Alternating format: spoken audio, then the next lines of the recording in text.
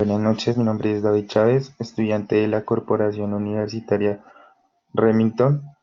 El día de hoy les voy a hablar sobre el control de gestión.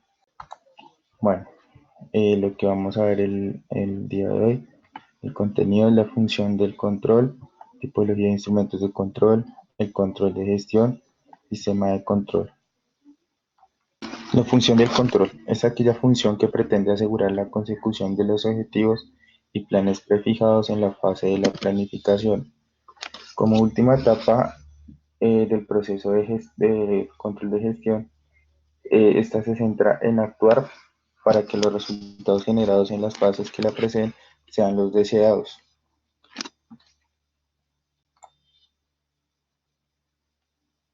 Las acciones que se derivan del control. Como primera acción tenemos los objetivos y los planes. En cuanto por probarse incorrectos, hagan de modificarse.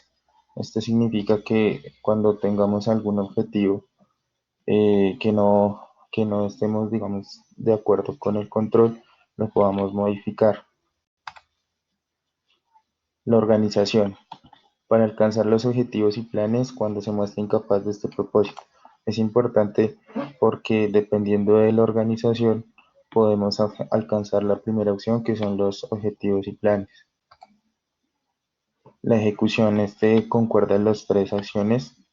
Esta es la ejecución de los planes y la podemos cambiar si no es la más apropiada. Ahora venimos con la dinámica de la gestión. Como podemos observar en la figura del PDF que nos envió el profesor de Veiga, vemos la dinámica de la gestión.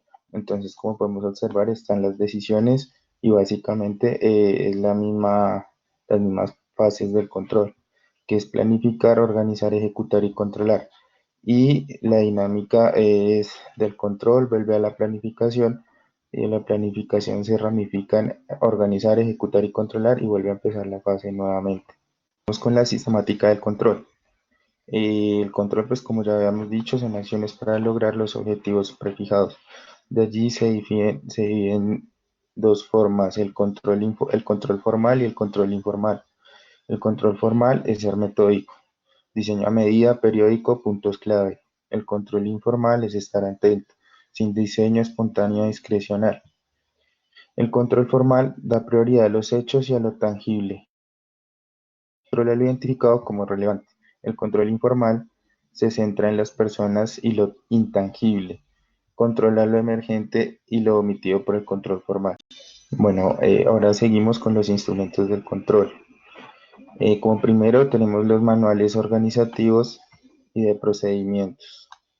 Entonces, mediante él incluimos funciones, responsabilidades y decisiones de las unidades de actividad y políticas para la toma de decisiones. El segundo punto es la intervención. Es una autorización individualizada de gastos y pagos con énfasis en aspectos formales. Como tercer punto tenemos la inspección, revisión a posteriori de actuaciones individuales. Seguimos con el control interno. Es la fijación a priori con asignación previa de autorizaciones, segregación de funciones y limitaciones de importes. Eh, Después tenemos la auditoría interna, que es la revisión de la racionalidad de la información y comprobación de procedimientos mediante personal de la propia empresa. La auditoría externa es un examen por parte de una entidad externa para la razonabilidad de estados financieros. La auditoría operativa es la evaluación básicamente del control de la gestión. La contabilidad analítica es información sobre los ingresos por producto y centro de responsabilidad a efectos de planificación, control y toma de decisiones. Tenemos el control presupuestario, que es la comparación de los resultados obtenidos con los presupuestos con desgloses de desviaciones por causas irresponsables. Tenemos también el análisis por ratios, que es básicamente la comparación de indicadores seleccionados con los valores fijados como objetivos. Por último, el cuadro de mando, que es un documento que sintetiza a la empresa por áreas, con relación de sus objetivos más importantes. Dimensión temporal del control. Entonces, control a priori es anticipar y control durante corregir. En a priori tenemos la fase de la planificación y la organización y vemos cómo se retroalimentan estas dos.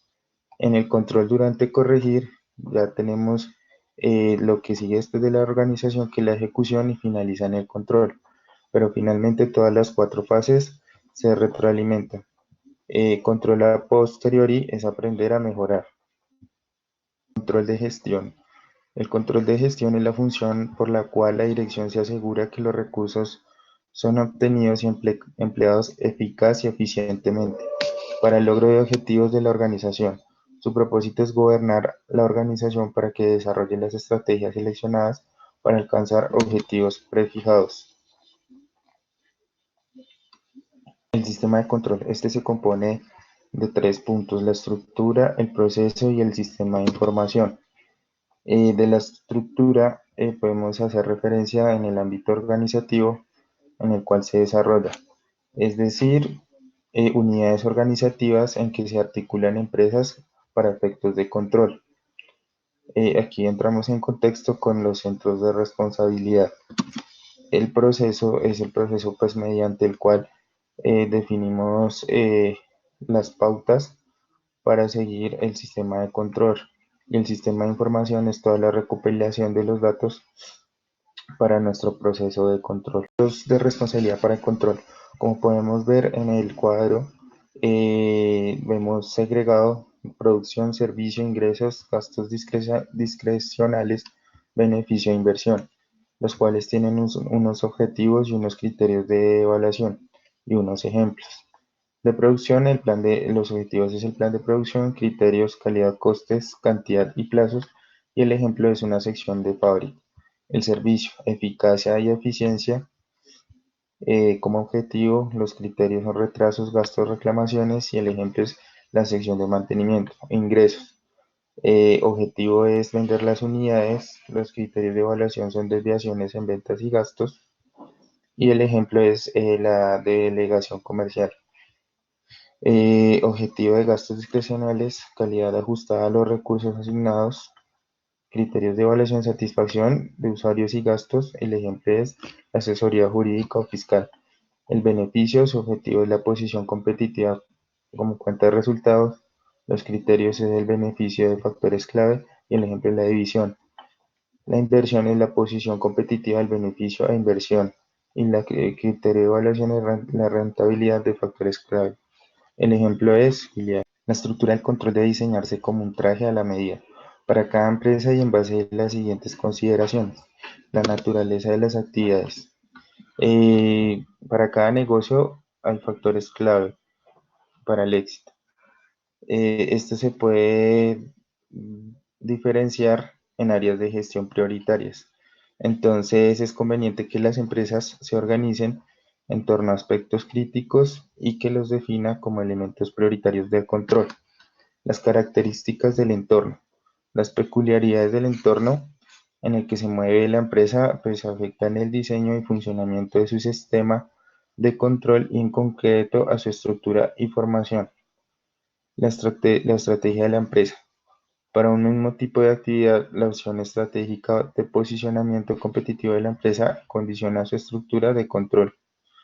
Por un lado, en el cual porque se pueden identificar factores claves del éxito adicionales y específicos, y por el otro, que la organización responde a a las exigencias de la estrategia, ordenando los recursos para aplicar los planes de formulados. Estructura de la organización. Como la estructura de control convive con la organización de la empresa, la asignación de responsabilidades y el grado de control sobre los recursos que deben ser congruentes.